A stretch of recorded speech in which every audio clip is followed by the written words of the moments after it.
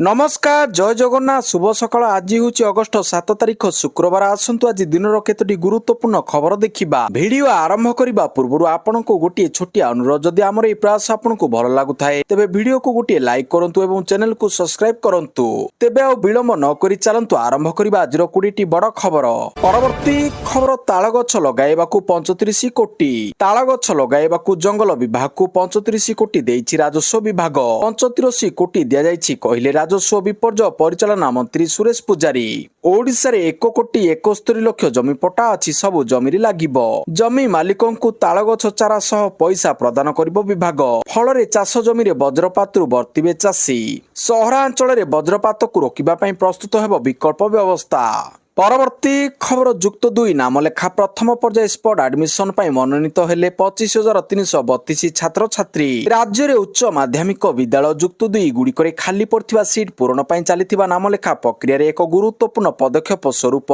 प्रथम पर्याय spot round रो मेधा तालिका प्रकाश पाइछि एही पर्याय रे एडमिशन पाई समग्र राज्य रु मोट 25,332 जन छात्र छात्री मनोनीत होइछंती एही पर्याय रे एडमिशन पाई समग्र राज्य रु मोट 25,332 जन छात्र छात्री मनोनीत होइछंती विद्यालय और गणशिक्षा विभाग अधीन रे थिबा साम्स पोर्टाल माध्यम रे चयन तालिका प्रकाशित होइछि पूर्वरु अनुष्ठित होइतिबा ई एडमिशन पर्याय गुड़िक रे जो छात्र छात्री माने विभिन्न कारणरु नाम लेखाइबारु वंचित होइतिले किंबा निज पसंदर कॉलेज रे सीट पाइ नथिले सेमानक पई एही स्पॉट राउंड एक बड़ सुजोग आनी देछि मनोनीत होइतिबा एही 25,332 जन छात्र छात्री को निर्धारित समय सीमा मध्य रे संपृक्त उच्च माध्यमिक विद्यालय रे रिपोर्ट करबाको विभाग पक्षरु निर्देश दिया जाइछि छात्र छात्री माने साम्स ओडिशा वेबसाइट को लॉगिन करी निजर व्यक्तिगत प्रोफाइल रु इंटीमेशन लेटर डाउनलोड कराई पारिबे परवर्ती खबर एही दिन आसीबो 10-20 टंकिया प्लास्टिक नोट भारतीय रिजर्व बैंक और केंद्र सरकार देश रे प्लास्टिक किंबा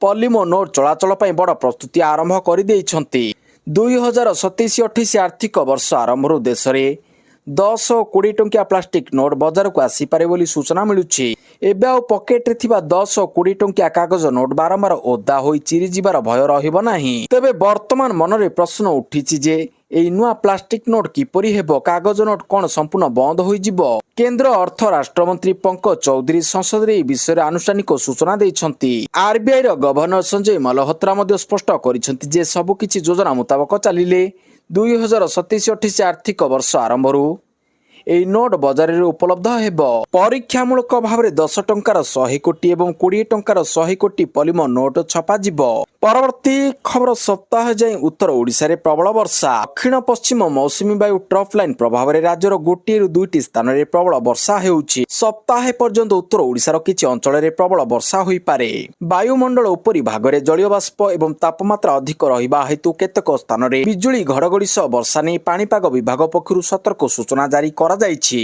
आसंता 24 घंटा मध्य मयूरभंज एवं केन्दुझर जिलार केतेक स्थान रे प्रबल अति प्रबल वर्षार संभावना रही परवर्ती खबर मुख्यमंत्री बैठक में मंत्री सफेई प्रथम श्रेणी बही रे त्रुटि होइनी विद्यालय पाठ्य पुस्तक रे त्रुटि प्रसंग को नहीं मुख्यमंत्री बैठक शेष होइछि बैठक पर विद्यालय और गणशिक्षा मंत्री नित्यानंद गंड कहिसंती प्रथम श्रेणी पाठ्य पुस्तक रे जो त्रुटि नहीं चर्चा हेउछि से भली कौनसी त्रुटि होई नाही तेबे खूब शीघ्र छात्र छात्री को सठिक संस्करणर नुआ बही जोगाई दिया जिवो बोली से सूचना दैछंती बही प्रस्तुति प्रक्रिया को नहीं क्राइम ब्रांच तदंत जारी रहिछि परवर्ती खबर बायोग्यास पाई गोबर धन योजना पाई मोट अटकल 23,731 कोटी प्रधानमंत्री नरेंद्र मोदी अध्यक्षतार अनुष्ठित कैबिनेट कमिटी बैठक में कंप्रेस्ड बायोगैस पाई गोबर धन योजना को अनुमोदन करा जाइछि 2026-27 रु 2035 पर्यंत कार्यकारी हेबाकु थिबा एई योजनार मोट अटकल 23,731 कोटी टंका रहिछि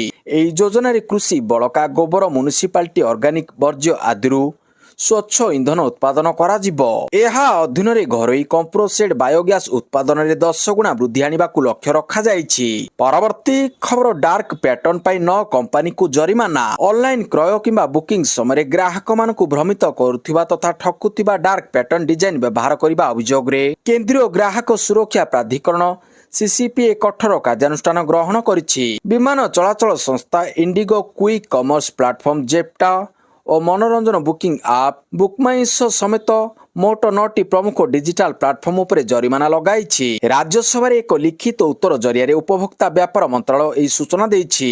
ପରବର୍ତ୍ତୀ ଖବର, ପ୍ରଧାନମନ୍ତ୍ରୀଙ୍କ ବିଦେଶ ଯାତ୍ରା ଖର୍ଚ୍ଚର ତଥ୍ୟ ରଖିଲା ଏମ୍ଇଏ। ତୁଳନାତ୍ମକ ରିପୋର୍ଟ ମଧ୍ୟ ଦେଲା। ପ୍ରଧାନମନ୍ତ୍ରୀ ନରେନ୍ଦ୍ର ମୋଦିଙ୍କ ବିଦେଶ ଗସ୍ତ ବାବଦରେ ଚଳିତ ବର୍ଷ ଜୁଲାଇ ମାସ ପର୍ଯ୍ୟନ୍ତ ପ୍ରାୟ 75 କୋଟି ଟଙ୍କା ଖର୍ଚ୍ଚ ହୋଇଛି। ସେହିପରି 2021 ମସିହାରୁ ଏ ପର୍ଯ୍ୟନ୍ତ ପ୍ରଧାନମନ୍ତ୍ରୀଙ୍କ ବିଦେଶ ଗସ୍ତ ପାଇଁ ମୋଟ 557.51 କୋଟି ଟଙ୍କା ବ୍ୟୟ କରାଯାଇଛି। ଗୁରୁବାର ରାଜ୍ୟସଭାରେ ଏକ ଲିଖିତ ପ୍ରଶ୍ନର ଉତ୍ତର ଦେଇ ବୈଦେଶିକ ବ୍ୟାପାର ମନ୍ତ୍ରଣାଳୟ ପକ୍ଷରୁ ଏହି ତଥ୍ୟ ପ୍ରଦାନ କରାଯାଇଛି।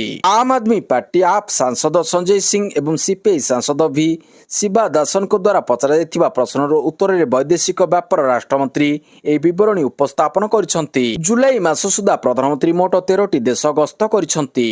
ପରବର୍ତ୍ତୀ ଖବର, ବନ୍ୟା ପ୍ରଭାବିତ 22 ଜିଲ୍ଲାକୁ 110 କୋଟି ଟଙ୍କାର ସହାୟତା। ଡିବିଟିରେ ପହଞ୍ଚିବ କ୍ଷତିପୂରଣ। 22 ଜିଲ୍ଲାକୁ 110 କୋଟି ବନ୍ୟା ସହାୟତା ଦେଲେ ସରକାର। ଶୁକ୍ରବାର 5ଟା ସୁଦ୍ଧା ବିଭିନ୍ନ ବିଭାଗର ଚୂଡାନ୍ତ କ୍ଷୟକ୍ଷତି ରିପୋର୍ଟ ଆସିଯିବ।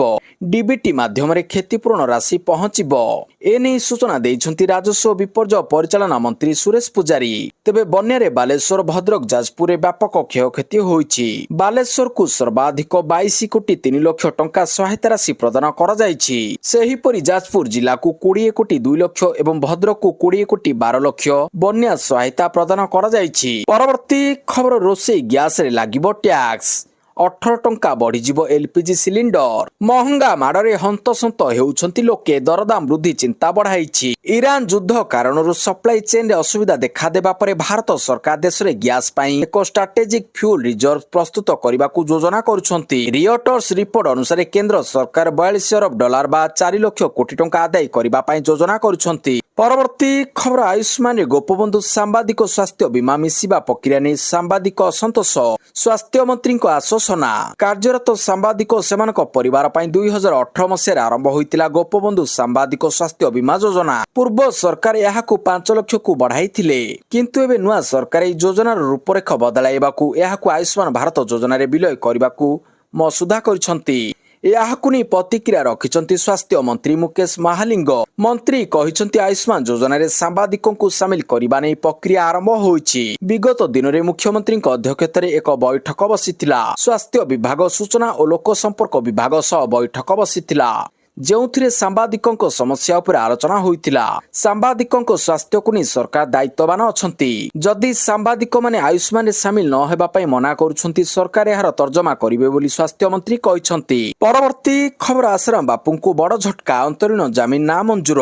ଆଶାରାମ ବାପୁଙ୍କ ସମସ୍ୟା ବଢିବାରେ ଲାଗିଛି। ତାଙ୍କୁ ସୁପ୍ରିମକୋର୍ଟରୁ ଏକ ବଡ ଝଟକା ମିଳିଛି। ନାବାଳିକାଙ୍କୁ ଅଭିଯୋଗରେ ଆଜୀବନ କାରାଦଣ୍ଡ ଭୋଗୁଥିବା ଆଶାରାମ ବାପୁଙ୍କୁ ସୁପ୍ରିମକୋର୍ଟ ଅନ୍ତରୀଣ ଜାମିନ ଦେବାକୁ ମନା କରିଦେଇଛନ୍ତି। 85 ବର୍ଷୀୟ ବୃଦ୍ଧ ଅସୁସ୍ଥତା କାରଣରୁ ଜାମିନ ପାଇଁ ଆବେଦନ କରିଥିଲେ। ଯୋଧପୁରର ଏମ୍ସରୁ ଏକ ଡାକ୍ତରୀ ରିପୋର୍ଟ ଆଧାରରେ କୋର୍ଟ ଜାମିନକୁ ଅନାବଶ୍ୟକ ବୋଲି ବିବେଚନା କରିଛନ୍ତି। ପରବର୍ତ୍ତୀ ଖବର, ଓଡ଼ିଶାରେ ପ୍ରଥମ ବଜ୍ରପାତ ହେବା ପୂର୍ବରୁ ବାଜିବ ସାଇରନ। ଜୀବନ ବଞ୍ଚାଇବା ପାଇଁ ରାଜ୍ୟ ସରକାରଙ୍କ ବଡ ପଦକ୍ଷେପ। ବଜ୍ରପାତ ପୂର୍ବରୁ ବାଜିବ ସାଇରନ। ବନ୍ୟା, ବାତ୍ୟା ଭଳି ମହାବିପତ୍ତିକୁ ସରକାର ଦୃଢତାର ସହ ମୁକାବିଲା କରୁଛନ୍ତି। ପ୍ରାକୃତିକ ବିପର୍ଯ୍ୟୟ ମୁକାବିଲାରେ ଓଡ଼ିଶା ଜିରୋ କାଜୁଆଲିଟି ମିଶନ ସାରା ବିଶ୍ୱ ପାଇଁ ମଡେଲ। କିନ୍ତୁ ବଜ୍ରପାତ ମୃତ୍ୟୁ ଏବେ ବି ରାଜ୍ୟ ପାଇଁ ସବୁଠାରୁ ବଡ ଆହ୍ୱାନ। ଗତ 2 ତାରିଖରୁ 4 ତାରିଖ ମଧ୍ୟରେ ରାଜ୍ୟର ବିଭିନ୍ନ ଜିଲ୍ଲାରେ 10 ଜଣ ବଜ୍ରପାତରେ ଜୀବନ ହରାଇଛନ୍ତି। ଅନେକ ଆହତ ହୋଇଛନ୍ତି। ମୃତ ବ୍ୟକ୍ତିମାନଙ୍କ ଭିତରୁ 7 ଜଣ ଚାଷୀ। ସେମାନେ ବିଲରେ ତଳି ଓ ରୁଆ କାମ କରୁଥିଲେ। ପ୍ରାୟତଃ ଯୁବ ଚାଷୀ ଥିଲେ। ପରବର୍ତ୍ତୀ ଖବର, 16 କୋଟି ଋଣରେ ବୁଡ଼ିଲେ ରାଜପାଲ ଯାଦବ। ବ୍ୟାଙ୍କ ପଠାଇଲା ସମ୍ପତ୍ତି ନିଲାମ ନୋଟିସ। ରାଜପାଲଙ୍କୁ ନୋଟିସ। ଅଭିନେତା ରାଜପାଲ ଯାଦବଙ୍କ ସମସ୍ୟା ଥମିବାର ନାଁ ଧରୁନି। 9 କୋଟି ଟଙ୍କାର ଚେକ୍ ବାଉନ୍ସ ମାମଲା ପରେ କେନ୍ଦ୍ରୀୟ ବ୍ୟାଙ୍କ ଅଫ୍ ଇଣ୍ଡିଆ ଏବେ ଋଣ ଆଦାୟ ପାଇଁ ତାଙ୍କ ବିରୋଧରେ ଗୁରୁତ୍ୱପୂର୍ଣ୍ଣ କାର୍ଯ୍ୟାନୁଷ୍ଠାନ ଗ୍ରହଣ କରିଛି। ଶାହଜାହାନପୁରରେ ସେଣ୍ଟ୍ରାଲ ବ୍ୟାଙ୍କ ଅଫ୍ ଇଣ୍ଡିଆର ମୁମ୍ବାଇ ଶାଖା ଏକ ନୋଟିସ ପୋଷ୍ଟ କରିଛି, ଯେଉଁଥିରେ ତାଙ୍କର 2ଟି ପ୍ରମୁଖ ସମ୍ପତ୍ତିର ନିଲାମ ଘୋଷଣା କରାଯାଇଛି। ରାଜପାଲ ଯାଦବଙ୍କ ଉପରେ 16 କୋଟି 61 ଲକ୍ଷ 64 ହଜାର ଋଣ ବକେୟା ଥିଲା। ପରବର୍ତ୍ତୀ ଖବର, ଚାନ୍ଦିପୁରରୁ ଅଗ୍ନି-4 କ୍ଷେପଣାସ୍ତ୍ରର ସଫଳ ପରୀକ୍ଷା। Range 3500ରୁ 4000 kilometre. ଚାନ୍ଦିପୁରରୁ ଅଗ୍ନି-4 କ୍ଷେପଣାସ୍ତ୍ର ସଫଳ ପରୀକ୍ଷା। ବାଲେଶ୍ୱର ଜିଲ୍ଲା ଚାନ୍ଦିପୁର ସ୍ଥିତ ଇଣ୍ଟିଗ୍ରେଟେଡ୍ ଟେଷ୍ଟ ରେଞ୍ଜରୁ ମଧ୍ୟମ ଦୂରତା ବିଶିଷ୍ଟ ବାଲାଷ୍ଟିକ୍ କ୍ଷେପଣାସ୍ତ୍ର ଅଗ୍ନି-4ର ସଫଳ ପରୀକ୍ଷା କରିଛି। ଏହି ପରୀକ୍ଷା ରଣନୀତିକ ବାହିନୀ କମାଣ୍ଡର ତତ୍ତ୍ୱାବଧାନରେ କରାଯାଇଥିବା ବେଳେ କ୍ଷେପଣାସ୍ତ୍ର ସମସ୍ତ ପରିଚାଳନାଗତ ଓ ପ୍ରଯୁକ୍ତିଗତ ମାନଦଣ୍ଡ ସଫଳତାର ସହିତ ପରୀକ୍ଷିତ ହୋଇଛି। ଏହା ନିୟମିତ ୟୁଜର ଟ୍ରାଏଲ ଦେଶର ରଣନୀତିକ ପ୍ରତିରୋଧ କ୍ଷମତାର ପ୍ରସ୍ତୁତି ଓ ନିର୍ଭର ଯୋଗ୍ୟତାକୁ ପୁଣି ଥରେ ଯାଞ୍ଚ କରିବା ଉଦ୍ଦେଶ୍ୟ ବୋଲି ପ୍ରତିରକ୍ଷା ମନ୍ତ୍ରାଳୟ କହିଛି। ପରବର୍ତ୍ତୀ ଖବର ଏଆଇରେ ହେବ ଶିଶୁଙ୍କ ପୋଷଣ ମାପ। ରାଜ୍ୟ ମହିଳା ଓ ଶିଶୁ ବିକାଶ WCD ବିଭାଗ ପକ୍ଷରୁ ଭୁବନେଶ୍ୱର ଠାରେ ରାଜ୍ୟସ୍ତରୀୟ ବିଶ୍ୱ ସ୍ତନ୍ୟପାନ ସପ୍ତାହ 2026 ପାଳିତ ହୋଇଯାଇଛି। ଏହି କାର୍ଯ୍ୟକ୍ରମରେ ଛୋଟ ଶିଶୁ ଓ ସେମାନଙ୍କ ପିତାମାତା ଅଂଶଗ୍ରହଣ କରିଥିଲେ। ଏହି ସମାରୋହରେ ମହିଳା ଓ ଶିଶୁ ବିକାଶ ବିଭାଗର କମିଶନର ତଥା ଶାସନ ସଚିବ ଡକ୍ଟର ମୃଣାଳିନୀ ଦସ୍ୱାଲ ଅଧ୍ୟକ୍ଷତା କରିଥିବା ବେଳେ ବିଭାଗୀୟ ନିର୍ଦ୍ଦେଶିକା ମନୀଷା ବାନାର୍ଜୀ ସ୍ୱାଗତ ଭାଷଣ ଦେଇଥିଲେ। ପରବର୍ତ୍ତୀ ଖବର ରାସ୍ତାରେ ଗାଡ଼ି ଯିବ ହେଲେ ଦୁର୍ଘଟଣା କମିବ। ଯଦି ଦୁର୍ଘଟଣା ହେଲା ଜୀବନ ଯିବ ନାହିଁ ଏମିତି ରାସ୍ତା ବନେଇବେ ସରକାର। ରାସ୍ତା ଏବଂ ଲୋକଙ୍କ ସୁରକ୍ଷା ନେଇ ସରକାରଙ୍କ ଭାରି ଚିନ୍ତା। ସରକାର ଏମିତି ରାସ୍ତା କରିବେ ଦୁର୍ଘଟଣା କମିଯିବ। ଦୁର୍ଘଟଣା ହେଲେ ମଧ୍ୟ ଜୀବନ ବଞ୍ଚିଯିବ। ଜିରୋ ଫାଟାଲିଟି ଲକ୍ଷ୍ୟରେ ନୂଆ ରୋଡ ସେଫ୍ଟି ନୀତି ଗ୍ରହଣ କରିଛନ୍ତି ରାଜ୍ୟ ସରକାର। ଏଥିପାଇଁ ବ୍ରହ୍ମପୁର ସମେତ 3 ସହରରେ ହେବ ବୈଷୟିକ କର୍ମଶାଳା। ସଡ଼କ ଦୁର୍ଘଟଣାକୁ ସମ୍ପୂର୍ଣ୍ଣ ରୋକିବା ସବୁବେଳେ ସମ୍ଭବ ନୁହେଁ, କିନ୍ତୁ ଦୁର୍ଘଟଣା ଘଟିଲେ ମଧ୍ୟ ଯେପରି ଜୀବନ ହାନି ନ ହୁଏ ସେଭଳି ସଡ଼କ ନିର୍ମାଣ ଦିଗରେ ଓଡ଼ିଶା ସରକାର ଏବେ ପଦକ୍ଷେପ ନେଉଛନ୍ତି। ଦୁର୍ଘଟଣାର ପ୍ରଭାବକୁ କମାଇ ପାରୁଥିବା ଏବଂ ଦୁର୍ଘଟଣା ପରେ ତୁରନ୍ତ ଜୀବନ ରକ୍ଷା ସହାୟତା ମିଳିପାରୁଥିବା ସଡ଼କ ବ୍ୟବସ୍ଥା ଗଢ଼ି ତୋଳିବା ପାଇଁ ରାଜ୍ୟ ସରକାର ଯୋଜନା କରୁଛନ୍ତି। ପରବର୍ତ୍ତୀ ଖବର ବୟସ ହୋଇନଥିଲେ ହ୍ୱାଟ୍ସଆପ୍ ଖୋଲିବ ନାହିଁ। ଭାରତରେ ବି ସୋସିଆଲ ମିଡିଆରେ ଲାଗିବ କଟକଣା। ହ୍ୱାଟ୍ସଆପ୍ ଏଣିକି ଆଉ ସମସ୍ତଙ୍କ ପାଇଁ ଖୋଲିବ ନାହିଁ। ଅନେକ ୟୁଜର୍ସଙ୍କୁ ଏବେ ବୟସ ପଚାରିଲାଣି ହ୍ୱାଟ୍ସଆପ୍ରେ ଏକ ସ୍କ୍ରିନଶଟ୍ ଆସିବା ପରେ ୟୁଜର୍ସଙ୍କ ଭିତରେ ଭାଳେଣି ପଡ଼ିଲାଣି। ଏହି ସ୍କ୍ରିନଶଟ୍ରେ ହ୍ୱାଟ୍ସଆପ୍ ଭାରତରେ ଲାଗି ହେବାକୁ ଥିବା ନୂଆ ଆଇନ ଆଧାରରେ ୟୁଜର୍ସଙ୍କୁ ସେମାନଙ୍କ ବୟସ ପଚାରୁଛି। ଯଦିଓ ଏହାକୁ ନେଇ ମେଟା କିମ୍ବା ସରକାରଙ୍କ ପକ୍ଷରୁ କୌଣସି ସ୍ପଷ୍ଟୀକରଣ ମିଳିନାହିଁ, କିନ୍ତୁ ଏହି ନିୟମକୁ ଆଗାମୀ ଦିନରେ ଲାଗୁ କରାଯିବା ନେଇ ଚର୍ଚ୍ଚା ହେଉଛି। ହ୍ୱାଟ୍ସଆପ୍ ଭାରତରେ କିଛି ବ୍ୟବହାରକାରୀଙ୍କୁ ସେମାନଙ୍କ ଜନ୍ମ ତାରିଖ ପଚାରିବା ଆରମ୍ଭ କରିଛି। ପରବର୍ତ୍ତୀ ଖବର ନାଲ୍କୋ ହାୟର ଜିନ୍ଦଲ ସହ ହେବ MOU। ନିବେଶକ ସମ୍ମିଳନୀରେ ଅଂଶଗ୍ରହଣ କରିବାକୁ ମୁଖ୍ୟମନ୍ତ୍ରୀ ମୋହନ ଚରଣ ମାଝୀ ନୂଆଦିଲ୍ଲୀରେ ପହଞ୍ଚିଛନ୍ତି। ଗସ୍ତ ସମ୍ପର୍କରେ ସୂଚନା ଦେଇ ମୁଖ୍ୟମନ୍ତ୍ରୀ କହିଛନ୍ତି ଯେ ଖାଦ୍ୟ ପ୍ରକ୍ରିୟାକରଣ, ଆଲୁମିନିୟମ ଓ ଇସ୍ପାତ, କନଜ୍ୟୁମର ପ୍ରଡକ୍ଟସ, ରିଫାଇନାରୀ ଓ ନୟ ଆଦି କ୍ଷେତ୍ରରେ ନିବେଶ ପାଇଁ NALCO Haier India, Indian Oil Corporation ଓ ଜିନ୍ଦଲ ଷ୍ଟିଲ୍ସ ପରି ଅନେକ ଉଦ୍ୟୋଗ ସହିତ ଗୁରୁତ୍ୱପୂର୍ଣ୍ଣ ଆଲୋଚନା ହେବା ବୁଝାମଣା ପତ୍ର ମଧ୍ୟ ସ୍ୱାକ୍ଷରିତ ହେବ। ଓଡ଼ିଶାକୁ ଦେଶର ଅଗ୍ରଣୀ ଶିଳ୍ପ ସମୃଦ୍ଧ ରାଜ୍ୟ ଭାବରେ ଗଢ଼ି ତୋଳିବା ପାଇଁ ଆମ ସରକାର ବଦ୍ଧପରିକର। ଆମର ଏହି ପ୍ରୟାସ ରାଜ୍ୟର ଅର୍ଥନୀତିକୁ ସୁଦୃଢ଼ କରିବା ସହ ଯୁବବର୍ଗଙ୍କ ପାଇଁ ବ୍ୟାପକ ନିଯୁକ୍ତି ସୁଯୋଗ ସୃଷ୍ଟି କରିବ ବୋଲି ସେ କହିଛନ୍ତି। ପରବର୍ତ୍ତୀ ଖବର ସଂରକ୍ଷଣ ନେଇ ଭାଗବତଙ୍କ ବଡ଼ ବୟାନ। ଦେଶରେ ଜାତିଭିତ୍ତିକ ସଂରକ୍ଷଣକୁ ନେଇ ପୁଣି ଥରେ ଚର୍ଚ୍ଚା ଓ ପ୍ରତିବାଦ ଜୋର ଧରିଥିବା ବେଳେ RSS ସର ସଂଘ ଚାଳକ ମୋହନ ଭାଗବତ ଗୁରୁବାର ସଂରକ୍ଷଣ ପ୍ରସଙ୍ଗରେ ବଡ଼ ବୟାନ ଦେଇଛନ୍ତି। ସେ କହିଛନ୍ତି ଯେ ପର୍ଯ୍ୟନ୍ତ ସମାଜରେ ଅସମାନତା ଓ ଭେଦଭାବ ରହିବ ସେ ପର୍ଯ୍ୟନ୍ତ ସଂରକ୍ଷଣର ଆବଶ୍ୟକତା ରହିବ। ତେବେ ସଂରକ୍ଷଣକୁ ବାବା ସାହେବ ଆମ୍ବେଦକରଙ୍କ ଦୃଷ୍ଟିରେ ଦେଖିବା ଉଚିତ ବୋଲି ସେ କହିଛନ୍ତି। ପରବର୍ତ୍ତୀ ଖବର ପ୍ରଧାନମନ୍ତ୍ରୀ ମୋଦିଙ୍କ ସହ ଫୋନରେ କଥା ହେଲେ ଇସ୍ରାଏଲ ପ୍ରଧାନମନ୍ତ୍ରୀ ବେଞ୍ଜାମିନ ନେତାନ୍ୟାହୁ। ମୋଦିଙ୍କ ସହ ଫୋନରେ କଥା ହୋଇଛନ୍ତି ନେତାନ୍ୟାହୁ। ଇସ୍ରାଏଲ ପ୍ରଧାନମନ୍ତ୍ରୀ ବେଞ୍ଜାମିନ ନେତାନ୍ୟାହୁ ପଶ୍ଚିମ ଏସିଆ ସ୍ଥିତି ନେଇ ପ୍ରଧାନମନ୍ତ୍ରୀ ନରେନ୍ଦ୍ର ମୋଦିଙ୍କ ସହ ଟେଲିଫୋନ ମାଧ୍ୟମରେ ଆଲୋଚନା କରିଛନ୍ତି। ଦୁଇ ନେତା ଭାରତ ଓ ଇସ୍ରାଏଲ ସ୍ୱତନ୍ତ୍ର ରଣନୈତିକ ଭାଗିଦାରୀ ସମୀକ୍ଷା କରିବା ସହ ଦ୍ୱିପାକ୍ଷିକ ସହଯୋଗ ବୃଦ୍ଧି ନେଇ ଆଲୋଚନା କରିଛନ୍ତି। ବିଶ୍ୱ ରାଜନୈତିକ ପରିସ୍ଥିତି ଉପରେ ନଜର ରଖିବା ସହ ପରସ୍ପର ସହ ଯୋଗାଯୋଗରେ ରହିବାକୁ ଦୁଇ ପ୍ରଧାନମନ୍ତ୍ରୀ ସହମତ ହୋଇଛନ୍ତି। ପରବର୍ତ୍ତୀ ଖବର ରାଜ୍ୟସ୍ତରୀୟ ପରେଡରେ ପତାକା ଉତ୍ତୋଳନ କରିବେ ମୁଖ୍ୟମନ୍ତ୍ରୀ। ଚଳିତ ବର୍ଷ 80ତମ ରାଜ୍ୟସ୍ତରୀୟ ସ୍ୱାଧୀନତା ଦିବସରେ ମୁଖ୍ୟମନ୍ତ୍ରୀ ମୋହନ ଚରଣ ମାଝୀ ମୁଖ୍ୟ ଅତିଥି ଭାବରେ ଯୋଗଦେଇ ଜାତୀୟ ପତାକା ଉତ୍ତୋଳନ କରିବେ।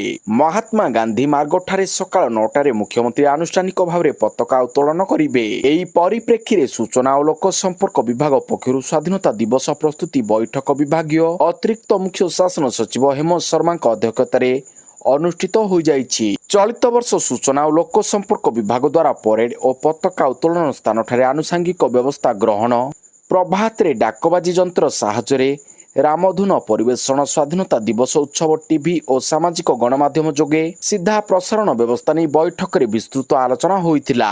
ପରବର୍ତ୍ତୀ ଖବର ରାଜ୍ୟସଭା ସାଂସଦଙ୍କ ସହ ପ୍ରଧାନମନ୍ତ୍ରୀ ମୋଦିଙ୍କର ଜଳଖିଆ ବୈଠକ।